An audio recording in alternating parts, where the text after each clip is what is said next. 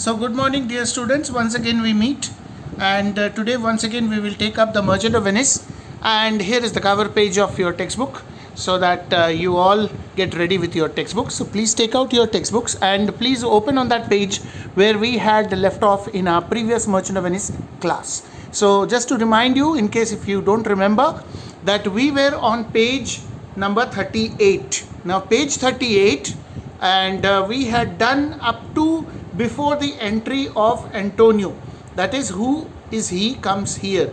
Shylock was saying this, and then we had stopped. So today we will continue from where we had left off. That is, we will begin from the entry of Antonio. We know that Bassanio has gone to Shylock's house to request him to provide him with the loan or the money that he requires so that he can go to Belmont, where he wants to try his luck and see if he could marry Portia, because he loves Portia. And Antonio, as we know, is a rich merchant who has many ships, and these ships are argosies. Argosies are ships. These ships sail out to different ports of the world doing business, and that's how he earns his money.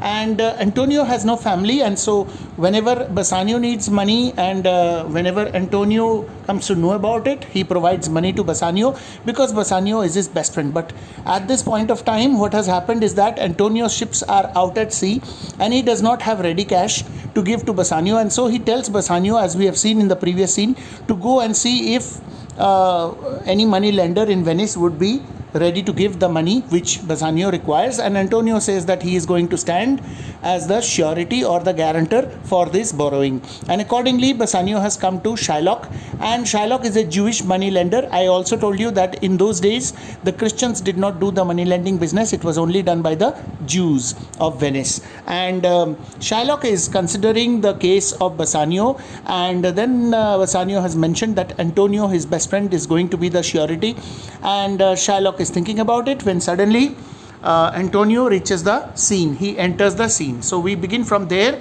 That is line 41. So all of you by now must have taken out your textbook. So please look at page 38 of your textbook and come to line 41. Enter Antonio. Bassanio says, "This is Signor Antonio. This is Mr. Antonio." Signor means Mr.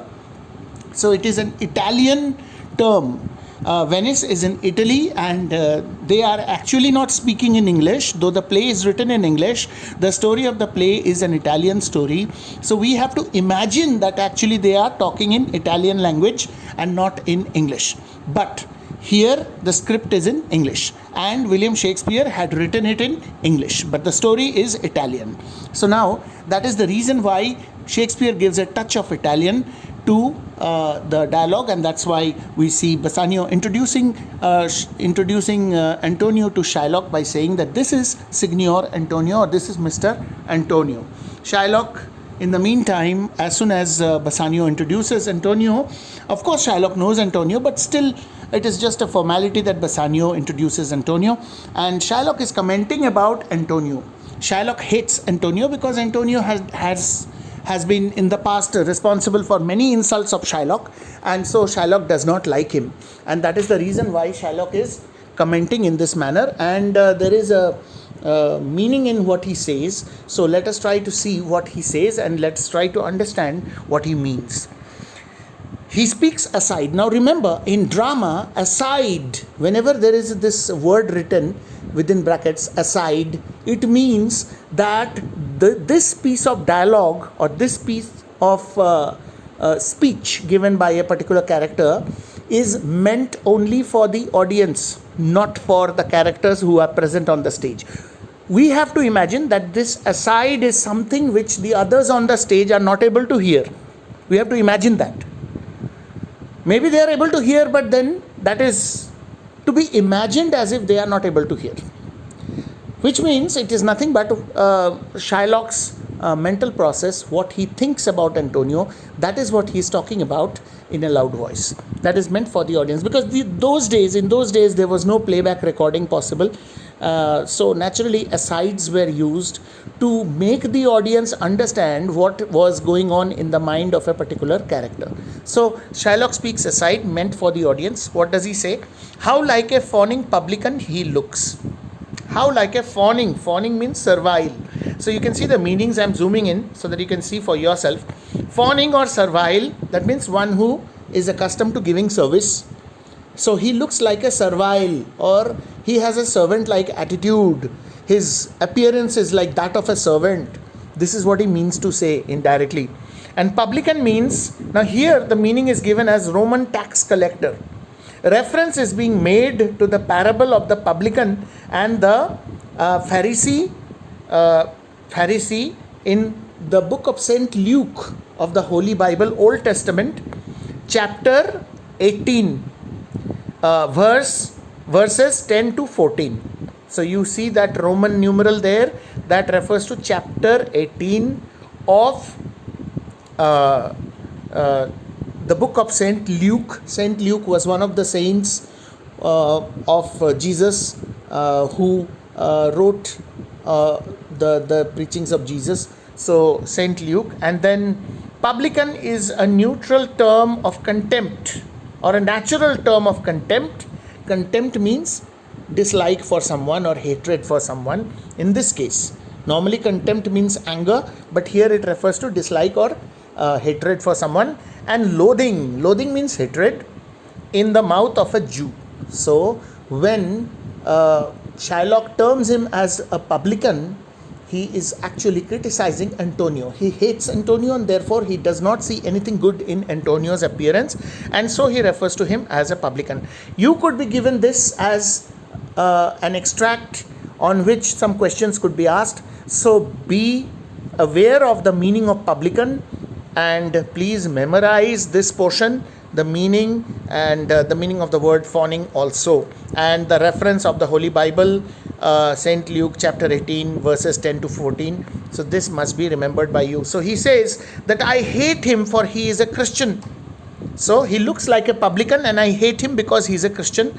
But more for that, in low simplicity, he lends out money gratis and brings down the rate of assents here with us in Venice.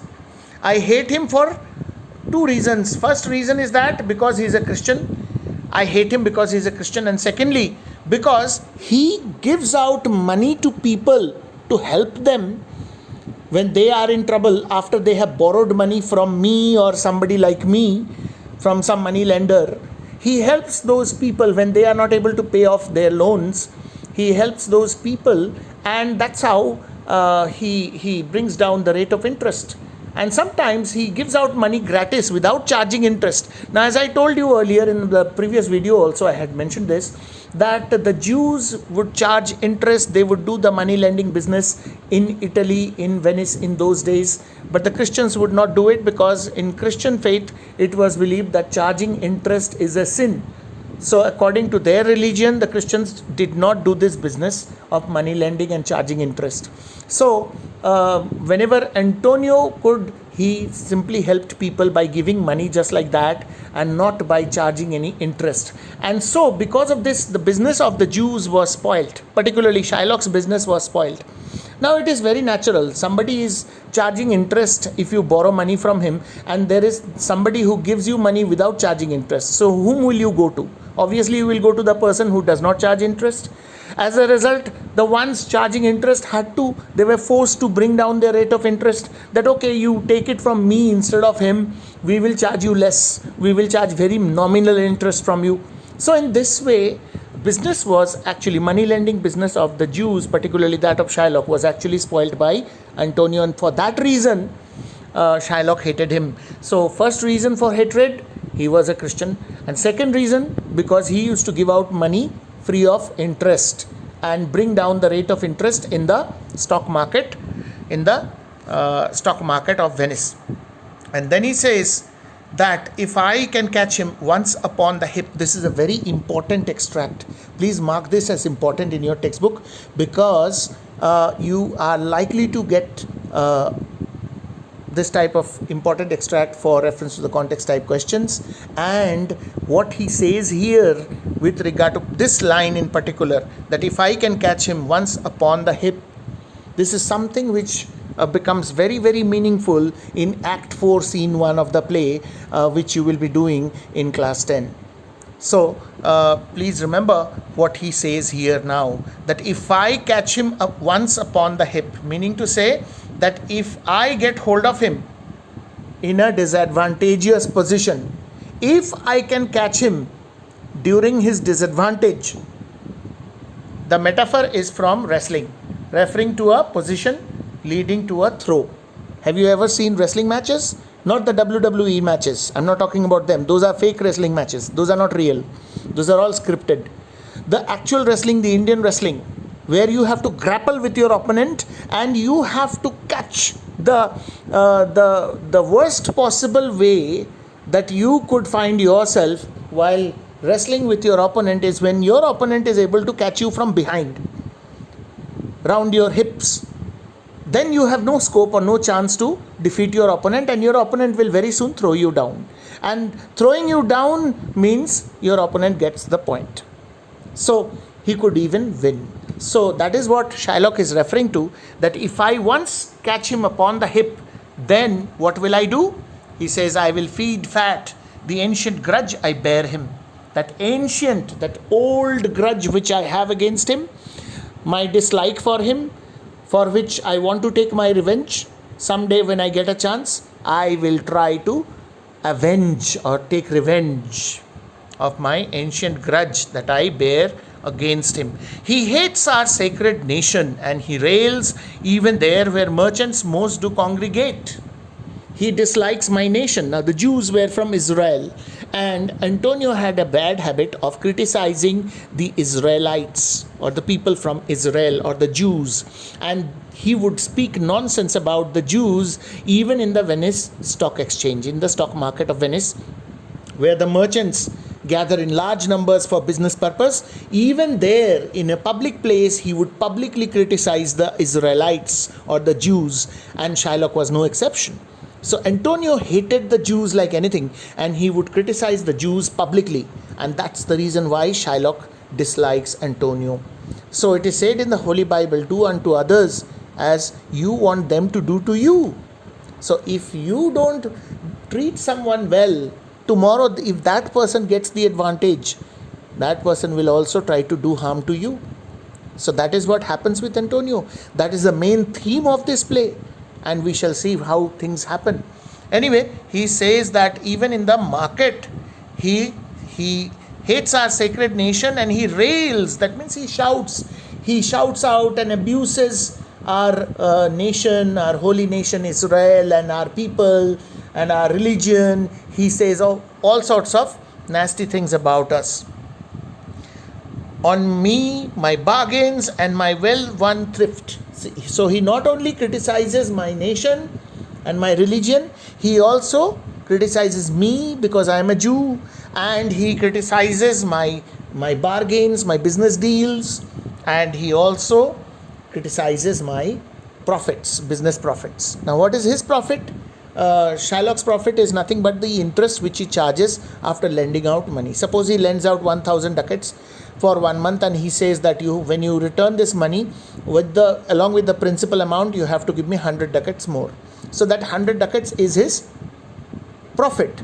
He considers that to be his profit, but Antonio criticizes him publicly in the market and says, this man, he is a cutthroat dog. He charges money from people as interest. He is not good. His entire nation is bad. His people are bad. He is bad. His religion is bad. So in this way, he abuses, verbal abuse.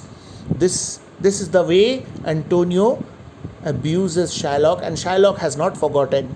Shylock remembers those abuses, and that's why he is saying all this. So next we move on to page 39. All of you please go to page 39, which he calls interest. So my well-earned profits, which I consider to be my profits, he calls them interest. Who calls them interest? Antonio. I make profit out of lending money. And he says, no, those are not profits, those are interests. You are charging people interest, you are not supposed to. Now, that's quite logical, that if you borrow, even the modern banking system says, if you borrow, if you take a loan, you have to pay the interest for the loan. So that's logical. But Antonio was illogical, and he used to criticize Shylock openly and publicly, and that's why Shylock hated him. Cursed be my tribe if I forgive him. Let my tribe, let my entire Jewish tribe be cursed if I forgive a man like him, who has always been saying nasty things about me and my people and my religion. In other words, Shylock is bent on taking his revenge. He says, let me be cursed if I forgive this man. So he is going to take his revenge if he gets his scope. Anyway, all this is being said in an aside meant for the audience. So the audience, Shakespearean audience, and we as readers, we already know what is going on in Shylock's mind. We already understand that Shylock is revengeful. We can already understand that Shylock will, if he gets a chance, he will take revenge on Antonio. Anyway, Bassanio and Antonio are not able to hear these words of Shylock. These are only meant for the audience, meant for the readers. That's why it's marked as an aside. I hope all of you have understood what the aside means. It is nothing but the mental thought process of Shylock being revealed through dialogue, the speech of Shylock. Now Bassanio says, Shylock, do you hear? So Bassanio notices that Shylock is lost in his thoughts.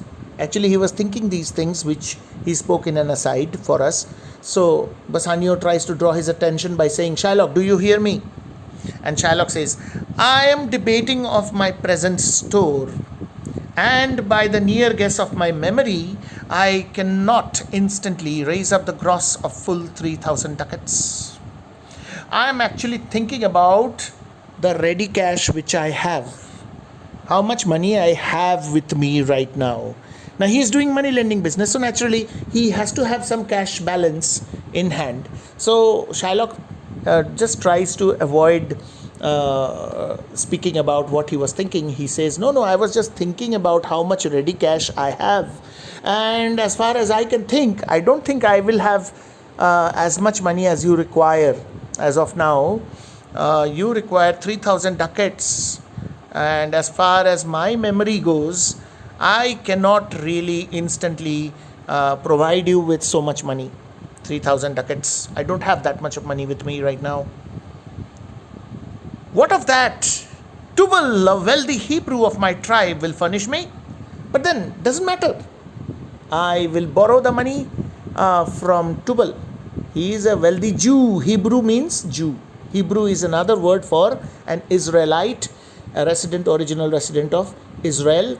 So he says, what of that? Nothing to worry about. Even if I don't have the money, I will take it from a friend of mine who is a wealthy Jew. His name is Tubal, and he will provide me with the remaining money. And I will be your money lender. Don't worry. I will provide you with the money you require. But soft, how many months do you desire? But then wait, 1 minute please. Just tell me for how many months you want this money? Once again he's asking. He already knows, but he is asking again. And to Antonio he turns and says, rest you fair, good signor. Your worship was the last man in our mouths. So when Bassanio had introduced Antonio to Shylock, Shylock was speaking in an aside. That was his thinking in progress, and he had not responded to greet Antonio, and now he greets Antonio. First he answers Bassanio's question, and then he says, oh, hi, hello, how are you? How do you do? Are you doing fine? Rest you fair? That's a greeting. Good signor, my good gentleman, mister, your worship was the last man in our mouths. Your honor, we were discussing about you just now, just before you arrived. So your worship was the last man in our mouths.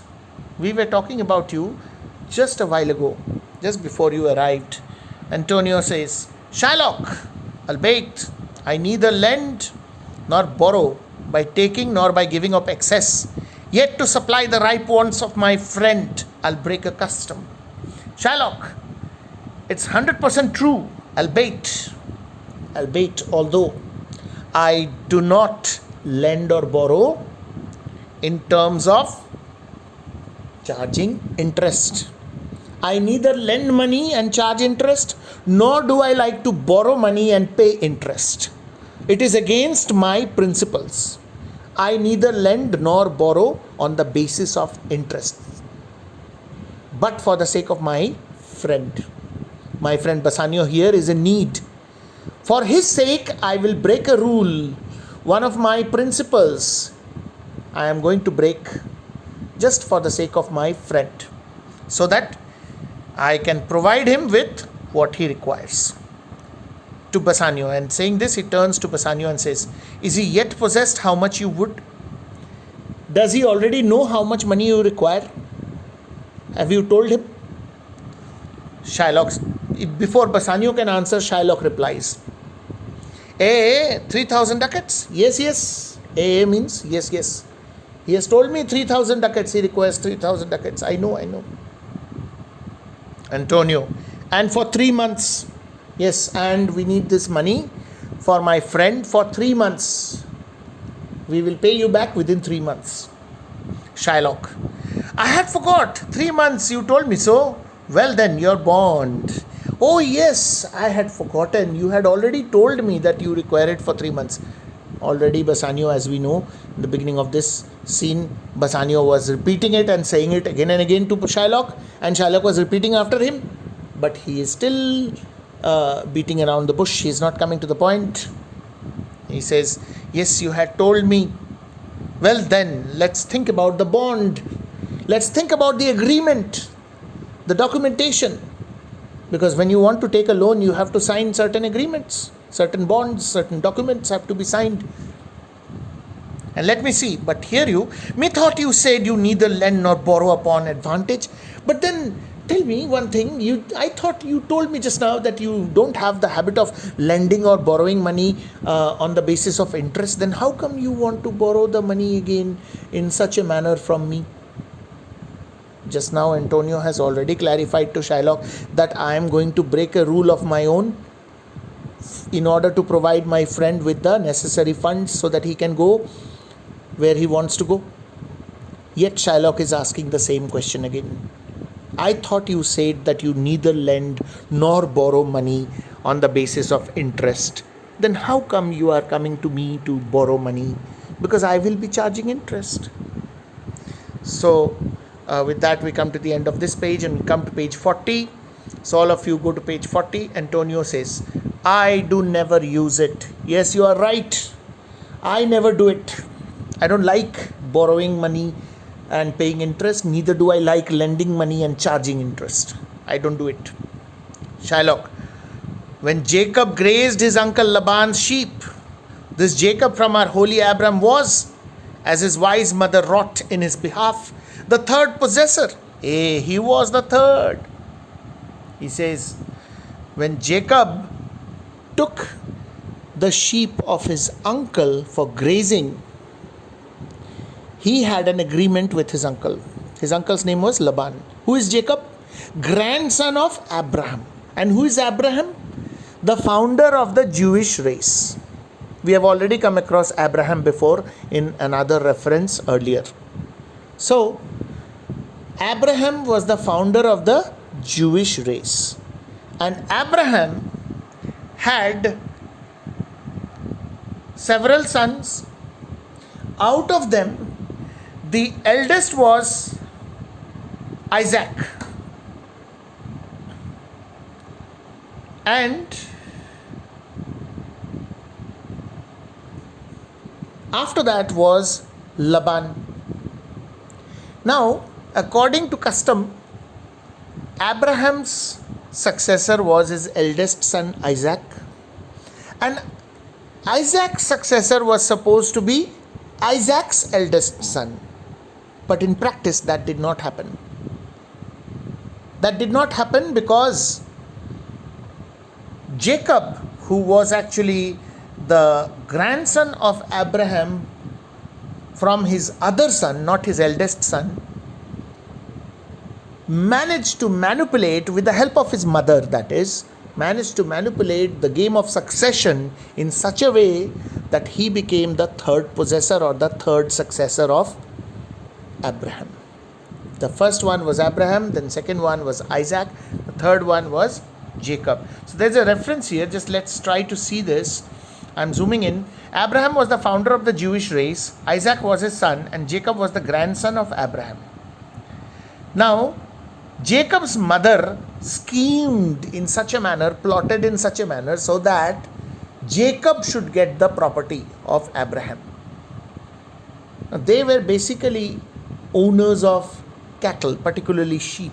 They were basically shepherds and they had lots of sheep and farmlands, and of course they did cultivation. So they were basically pastoral people, agricultural people. And as per rules of succession, the eldest in the family, eldest son, always inherited the father's property. That was the system in the olden times. So accordingly, after Abraham, his property was passed on to his eldest son Isaac. But his grandson Jacob, who was not Isaac's own son, but Isaac's nephew, he managed to take over from Isaac the property of Abraham as the third possessor. And how did it happen? With the help of the scheme or the plan or the plot hatched by Jacob's mother. That means Isaac's sister-in-law, who happened to be Jacob's mother. And she was a clever woman, and she hatched a scheme so that she could make her son the successor of Isaac. So Abraham to Isaac, and then to grandson Jacob, who was the nephew of Isaac and not Isaac's own son. So Jacob was the third in the line of heirs or successors to family estates, the first one being Abraham and the second Isaac. Jacob should not have been the heir or successor since he was younger than his brother Esau. But Jacob's mother played a trick to have Jacob made Isaac's heir. So this is the story of this again is the story of the Holy Bible. So if you want further details, you could possibly look into Google, Wikipedia, and you could possibly get the details. It could also be possible that Isaac had two wives, and Jacob was the son of the second wife and was younger to Isaac's elder son, who was the son of his first wife, who was supposed to be the successor of his father's property. But the second wife of Isaac played this trick upon the family. Whatever was the trick is explained maybe in the Bible itself, which is not mentioned here. But all the same, just remember this much, that Jacob managed to inherit the property of Abraham after Isaac by means of his mother's scheme. So that is what Shylock is referring to here. And these references, these biblical references and mythological references, whatever you get during the course of reading the text of the play, you must remember, along with the exact spellings of these mythological characters and the happenings, whatever descriptions you get in the notes over here, you should remember, so that if it comes in your exam, you should be able to explain and write. And you are likely to get this also as an important extract, because from here also they can ask you extract based questions or reference to the context type questions. So Shylock says, when Jacob grazed his uncle Laban's sheep, this Jacob from our holy Abraham was, as his wise mother wrought in his behalf, the third possessor. Who was this Jacob, the third possessor of holy Abraham's wealth and property? By means of his wise mother, he managed to possess the property of Abraham, who was the founder of our Jewish race. He was the third possessor. When Jacob took his uncle Laban's sheep for grazing in the fields, Shylock is referring to a story where Jacob also cleverly managed to become wealthy by deceiving his uncle. He offered that he would take his uncle's sheep for grazing, and in return, there was an agreement between Jacob and his uncle. And what was the agreement? Well, the agreement was probably something which we are coming up with now. So Antonio is asking, and what of him? Did he take interest? Why are you referring to Jacob? Did Jacob take interest? Shylock says, no, No, not take interest, not, as you would say, directly interest. No, no, no, he did not take interest. Not directly as such, as you would say, that it was not directly charging interest, but look what he did. Mark what Jacob did. When Laban and himself were compromised that all the evenings which were streaked and pied should fall as Jacob's hire, this was a way to thrive, and he was blessed, and thrift is blessing, if men steal it not. So what he says is explained here in the notes. Let's see what is said. A reference is made to the following story in the Bible. Jacob, son of Isaac. So Jacob was son of Isaac. Actually, he was son of Isaac, but he was, of course, perhaps the younger son of Isaac, went to serve his uncle Laban. An agreement was made between Jacob and Laban that the former should receive for his services the lambs which were born with spots or stripes. During the breeding season, Jacob placed wooden rods in such a position that the shadows of the rods could fall on the sheep. By this means, Jacob is said to have influenced the sheep so much that almost all the lambs were born spotted and striped, and thus they became the property of Jacob. Let's make it simple. Abraham had two sons, suppose. The elder one was Isaac, the younger one was younger one was Laban. Now, Isaac again had maybe two sons. The younger of them was Jacob.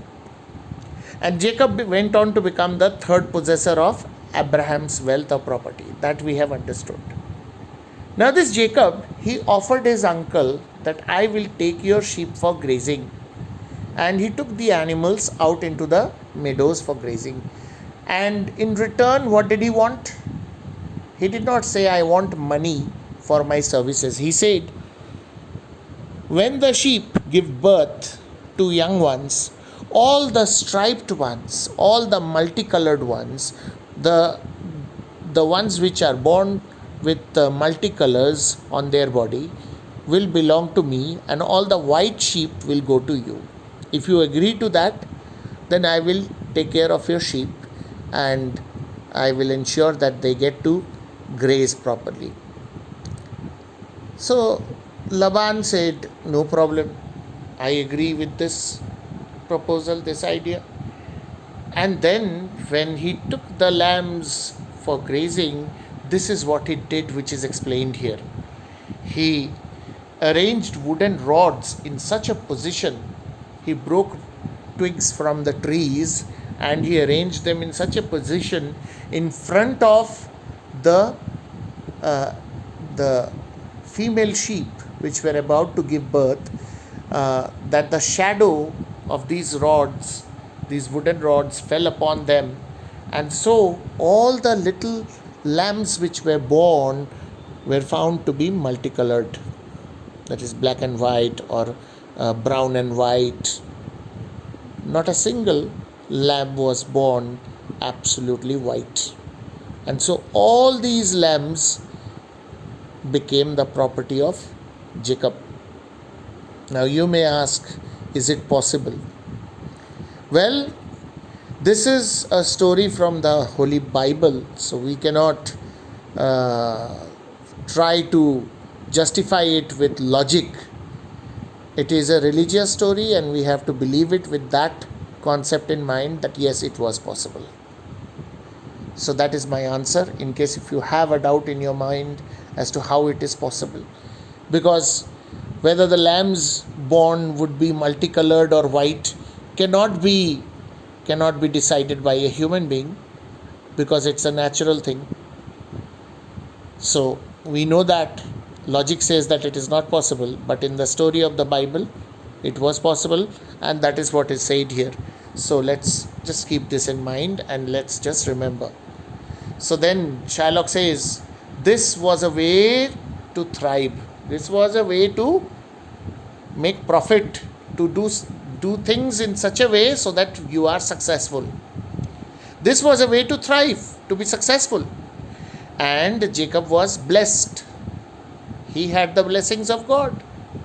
And thrift is blessing, and earning profit is a blessing. If men steal it not, if you don't steal money from anyone, if you earn it in the form of profit from business, then it is not wrong. In fact, it is a blessing. Antonio says, this was a venture, sir, that Jacob served for, a thing not in his power to bring to pass, but swayed and fashioned by the hand of heaven. It was something which Jacob did not do. You think Jacob did it? No, it was done by God.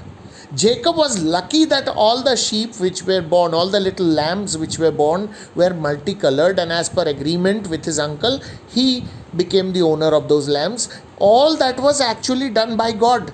No human being can possibly make it happen. So Antonio is pointing it out. Antonio is saying that it is not possible for a human being to make it happen. It happened because God made it happen. So don't think that earning profit by using some kind of trickery is a good thing. Was this inserted to make interest good? Did you give me this example to prove that charging interest is a good thing? Did you insert this story in this conversation to prove that charging interest is good? Or is your gold and silver ewes and rams? Or do you mean to say that the gold and silver which you have, that is the coins which you have, in those days coins were made of gold and silver and not out of stainless steel or aluminium, and currency notes did not exist. So do you mean to say that your money is nothing but ewes and rams? Ewes are female sheep and rams are male sheep.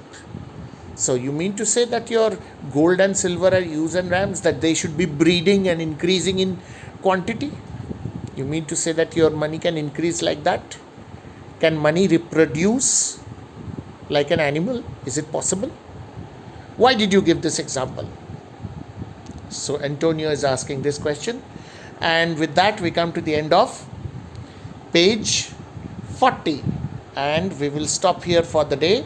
I hope I have been able to make you understand. You can go through the workbook also side by side to understand all these biblical concepts, plus read these notes which are given alongside the text, so that you don't forget and you remember what these lines mean. So that's about it for the day, and I would now like to say thank you to all of you.